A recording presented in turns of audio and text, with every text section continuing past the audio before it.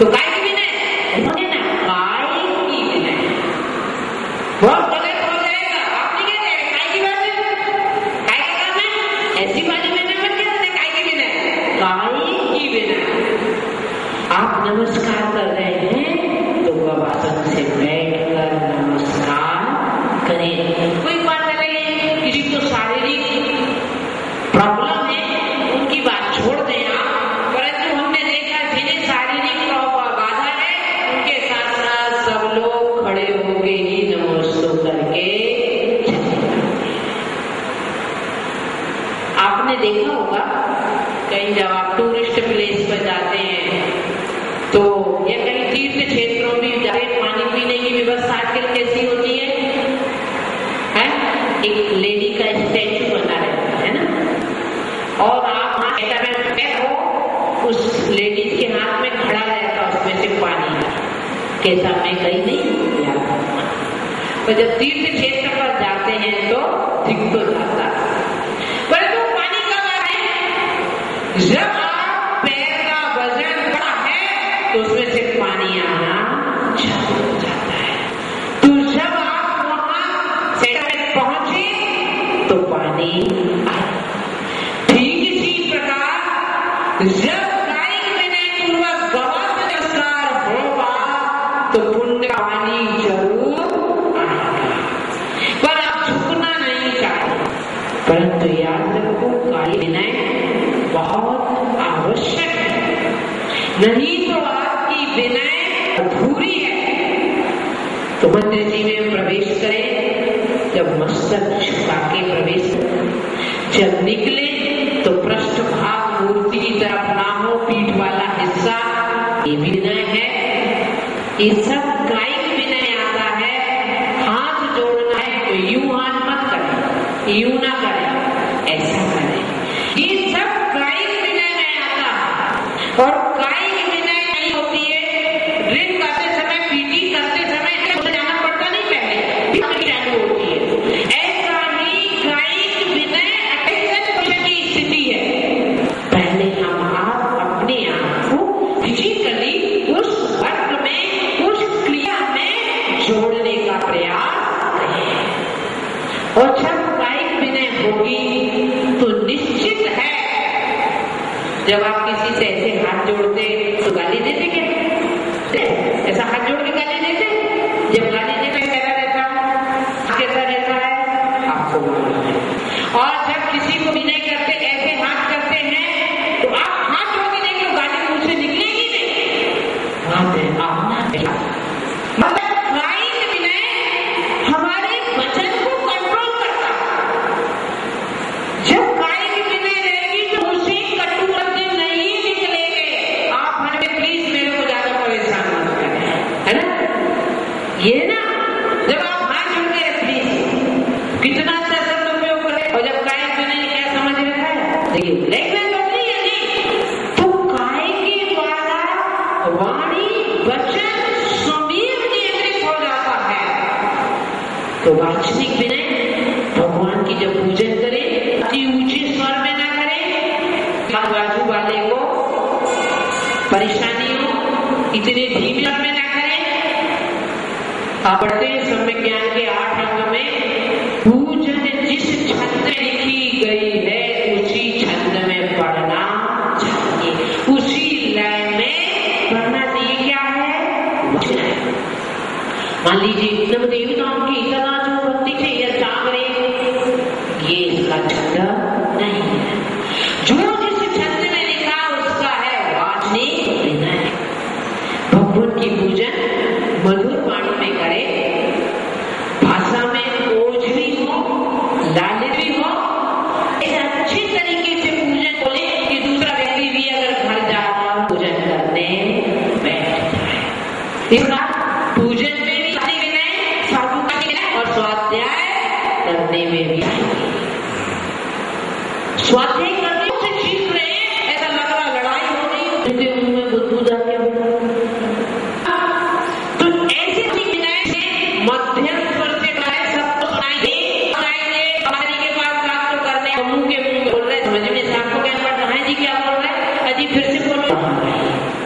इतने अच्छे शब्द में कि स्पष्ट सुनाई दे। मेरा एक प्रश्न है, मैं आपको क्या आप मानसिक विनय में तो बहुत सरल है, आप शांत में बहुत बोल नहीं रहा, विनय बात है। मानसिक विनय का अर्थ है देर साथ कभी विपरीत नहीं लाना।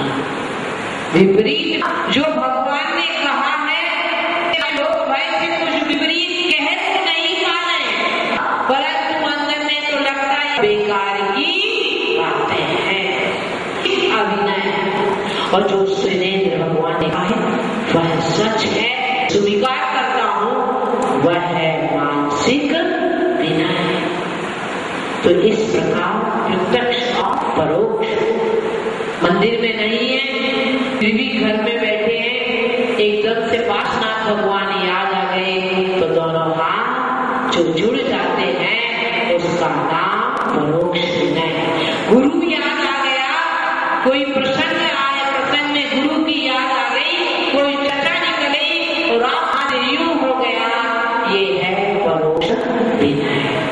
प्रत्यक्ष विनय जहाँ मन वचन तीनों पूर्वक है, सामने देव शास्त्र गुरु है, प्रत्यक्ष विनय। सोच सकते कि माता जी विनय आवश्यकता क्या है? अकड़ के काम ज्यादा निकलते हैं आजकल, है ना जी? हंसी आ रही है, आना भी चाहिए, परिस्थिति ऐसी है। लोगों की धारणा बन गई कि अकड़ के ज्यादा काम निकलते हैं और विनय से काम निकल जाना बात अलग है।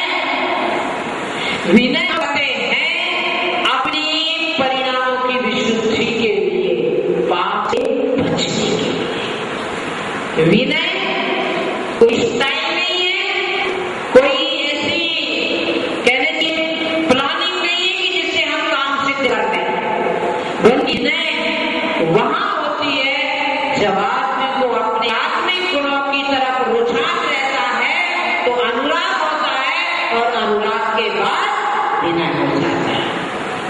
परिवार में आप देख लीजिए, जिनके प्रति आपको अनुराग है उनके प्रति आपका व्यवहार मधुर होता है, जिनके प्रति अनुराग नहीं है उनके प्रति व्यवहार मधुर नहीं होता है, विनय नहीं होता।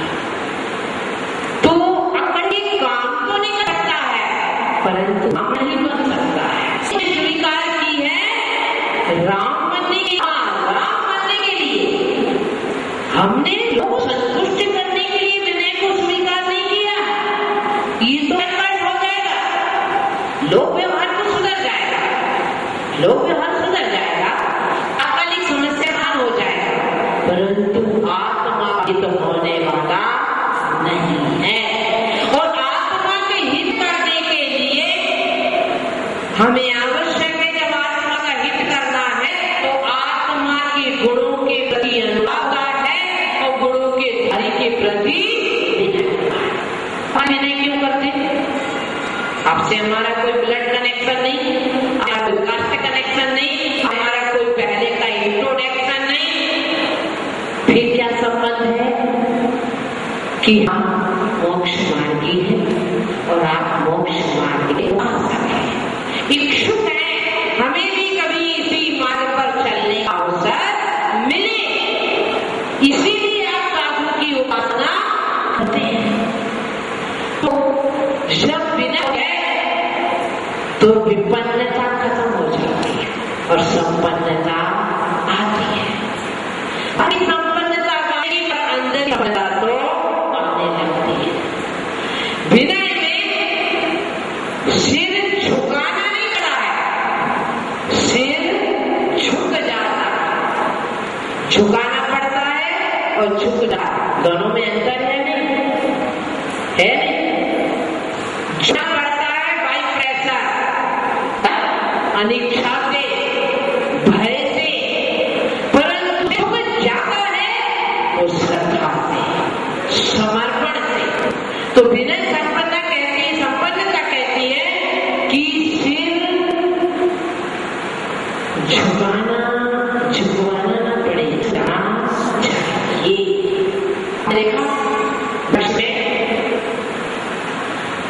पहले फूल आते हैं, वृक्ष थोड़ा सा झुकता है और जब फल आते हैं तो और भी ज्यादा झुकता है। जो वृक्ष दूर से झुका हुआ दिख जाता है समझ जाते इसमें फल है।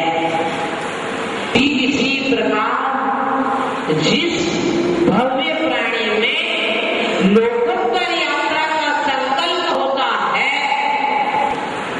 वह झुकने लगता तो स्वाभाविक स्थिति आ जाती है।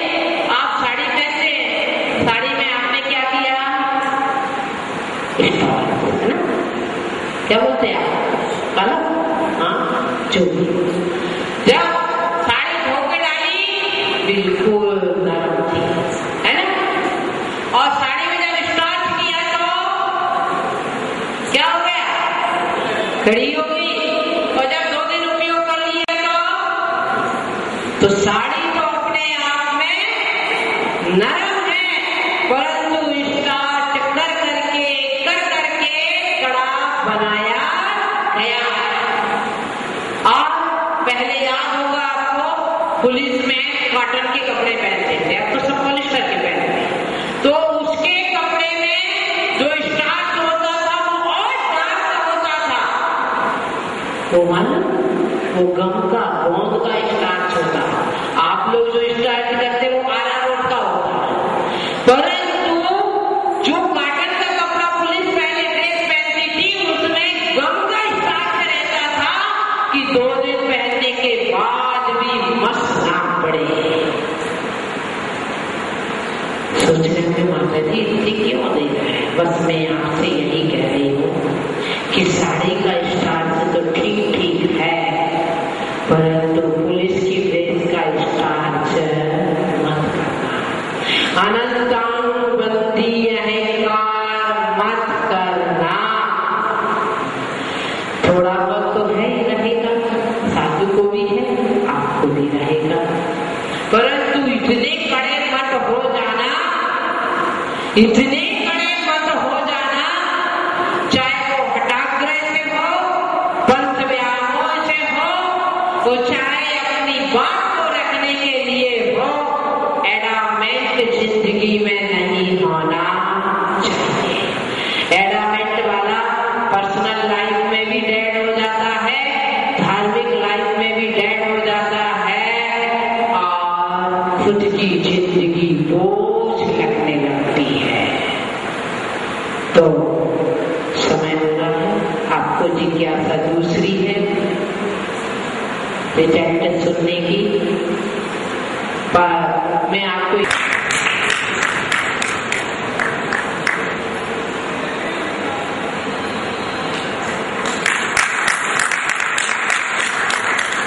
चलिए राजकुमार जी लेके आ रहे हैं आपके लिए।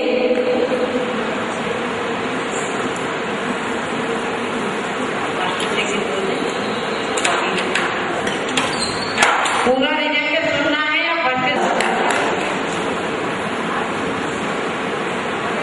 फर्स्ट सेकेंड के मार्क्स को बोलो, फर्स्ट सेकेंड थर्ड वाले सेकेंड जिन्होंने तृतीय स्थान पर आए हैं उनके नंबर है 84, दोनों के इक्वल है, 84 नंबर है। और जिन्होंने तृतीय स्थान प्राप्त किया है, केवल 2 नंबर का फर्क है, उन्होंने 86 नंबर प्राप्त किए हैं। श्रीमती सुचिता का बहुत अच्छा हुआ था। चलिए बैठ जाए। अब हम बाकी जो शिविरार्थी हैं उनका भी सम्मान यहाँ पर कर रहे हैं। हम नाम लेते हैं।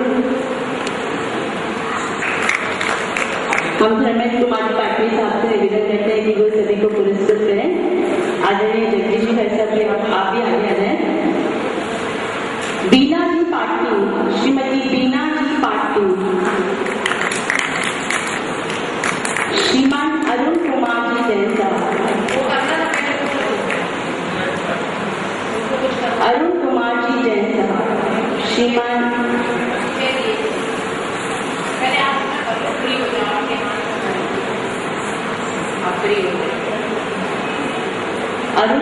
श्रीमान अरुण कुमार जी जैन साहब,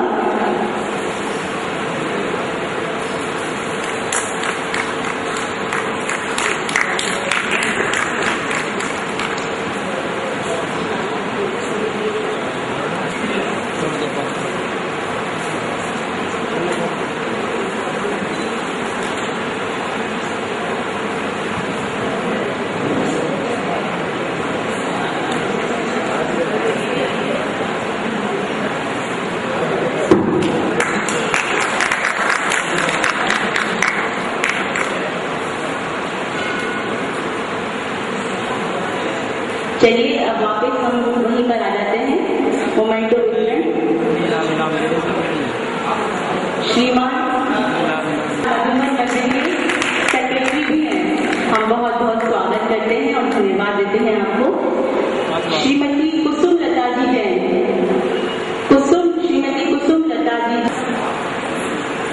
श्रीमती कुसुम लता जी जैन, श्रीमती संध्या जी गंगवार, श्रीमती आशा जी गंगवार, श्रीमती अनीता जी जैन, श्रीमती अनीता जी जैन,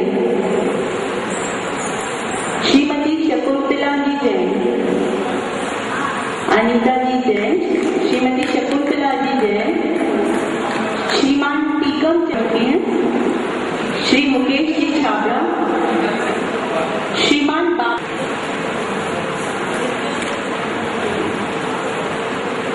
स्वाति